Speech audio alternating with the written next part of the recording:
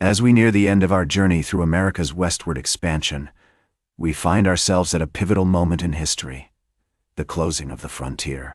The year 1890 marked a significant turning point, as the U.S. Census Bureau declared that the frontier was officially closed. This announcement had far-reaching implications, not only for the development of the United States, but also for the people who had been living on and interacting with the land for centuries.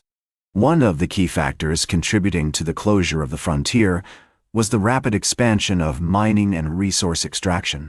The discovery of gold, silver, and other precious minerals in the Western territories had drawn thousands of prospectors and settlers, leading to a surge in population growth and economic development. However, this growth came at a cost.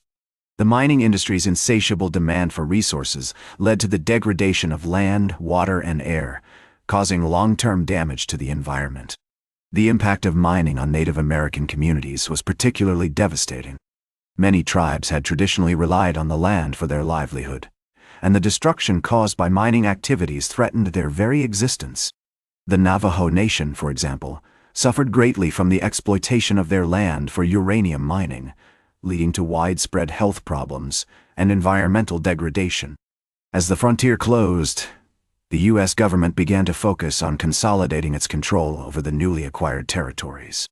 This led to the establishment of national parks and monuments, which were designed to preserve the natural beauty and unique features of the American West. Yellowstone National Park, established in 1872, was one of the first such parks, and it set a precedent for the conservation of America's natural wonders. The closure of the frontier also marked a significant shift in the way Americans thought about the land and their relationship with it. The idea of manifest destiny, which had driven the expansion of the United States for decades, began to give way to a new appreciation for the importance of conservation and preservation.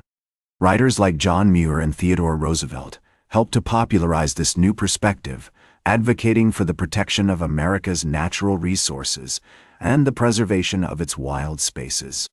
The 1890s also saw the rise of the conservation movement, which sought to balance the needs of human development with the need to protect the environment.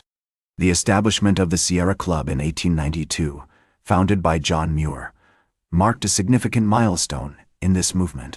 The club's advocacy for the preservation of Yosemite National Park and other wild areas helped to raise awareness about the importance of conservation and inspired a new generation of environmental activists. As we look back on the closing of the frontier, it is clear that this moment marked a significant turning point in American history. The expansion of the United States had brought unprecedented growth and prosperity, but it had also come at a great cost. The destruction of Native American communities, the degradation of the environment, and the loss of traditional ways of life were all consequences of the relentless push westward. And yet, even as we acknowledge these costs, we must also recognize the enduring legacy of the American West. The land itself remains a source of inspiration and wonder, a reminder of the beauty and power of nature. The people who lived on and interacted with this land, Native Americans, settlers, prospectors, and conservationists, have left behind a rich cultural heritage that continues to shape our understanding of ourselves and our place in the world. As we conclude our journey through America's westward expansion, we are reminded that history is not just a series of events, but a complex web of relationships between people, land, and culture. The stories we tell about this period must be nuanced and multifaceted, acknowledging both the achievements and the failures of those who came before us. Thank you for joining me throughout this historical journey. Until we meet again, I'm Herodotus, reminding you that history isn't just a story, it's our story.